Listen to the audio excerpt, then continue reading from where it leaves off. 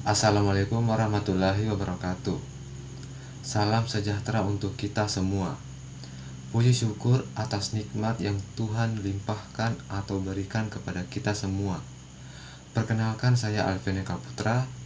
Pada video ini saya akan menjelaskan atau membahas tentang sistem peredaran darah manusia atau yang biasa disebut sistem sirkulasi.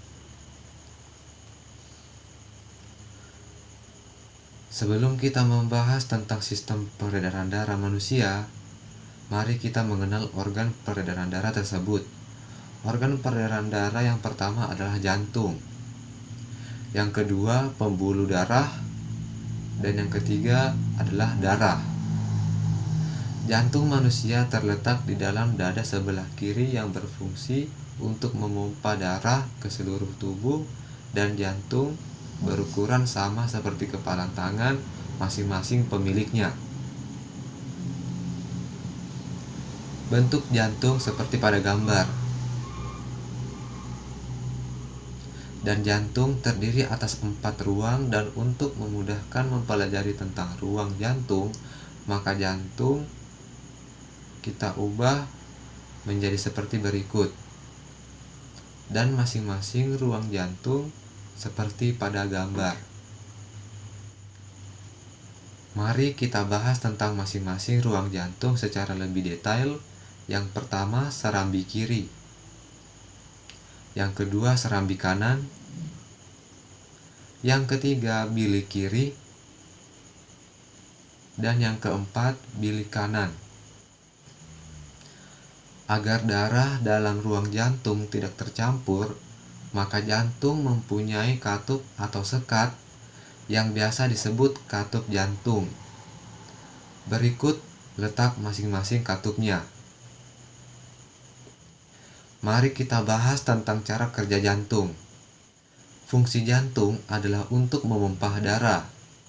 Jantung mengalami proses relaksasi atau diastol, di mana otot jantung mengendur, sehingga jantung seperti mengembang, dan letak darah masih di serambi seperti pada gambar. Lalu kontraksi atau sistol, di mana otot jantung menegang sehingga jantung menguncup, dan letak darah masih di bilik seperti pada gambar. Jadi setiap jantung berdenyut selalu ada gerakan relaksasi dan kontraksi secara terus-menerus selama manusia itu hidup.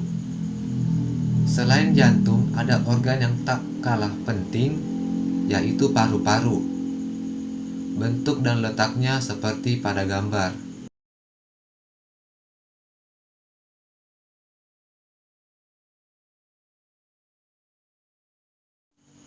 Berikutnya saya akan membahas tentang jenis pembuluh darah. Pembuluh darah yang pertama adalah pembuluh arteri atau pembuluh nadi. Biasanya berwarna merah. Gambarnya sebagai berikut.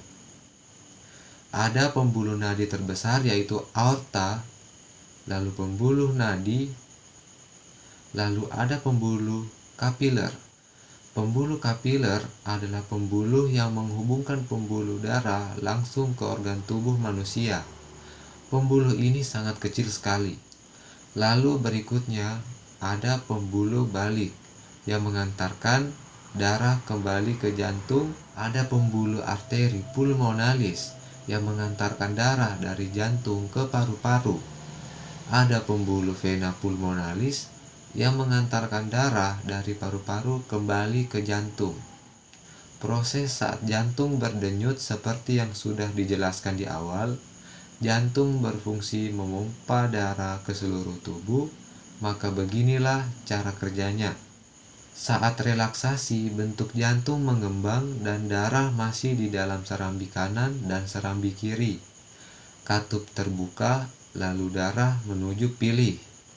Saat berkontraksi, bentuk jantung menguncup dan darah mulai dipompa keluar dari jantung menuju pembuluh darah ke paru-paru dan ke seluruh tubuh, lalu kembali ke jantung lagi. Proses tersebut secara terus-menerus terjadi setiap jantung berdenyut.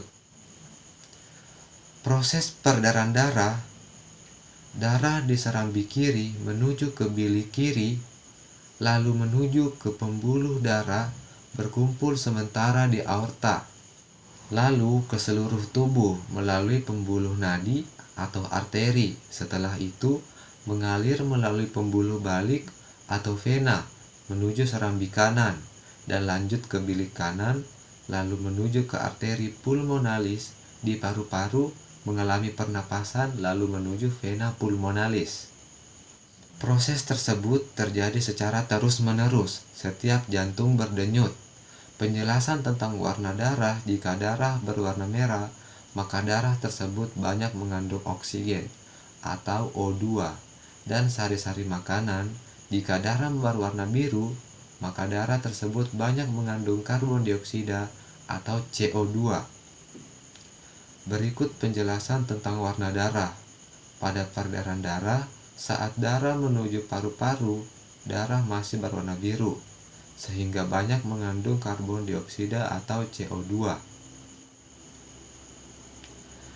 Tetapi saat kita bernafas, kita menghirup O2 atau oksigen. Oksigen tersebut diikat oleh darah sehingga warna darah menjadi merah lagi, karena banyak mengandung oksigen. Saat itulah karbon dioksida atau CO2 dikeluarkan melalui hidung. Di saat yang bersamaan, saat darah menuju ke seluruh tubuh kecuali ke paru-paru, darah masih berwarna merah karena banyak mengandung oksigen. Tetapi setelah oksigen dan sari-sari makanan dipakai oleh tubuh, darah banyak mengandung karbon dioksida atau CO2 dan akhirnya berwarna biru. Sekian penjelasan atau pembahasan saya mengenai materi tentang sistem peredaran darah atau sistem sirkulasi. Jika ada kekurangan atau kesalahan, saya memohon maaf yang sebesar-besarnya.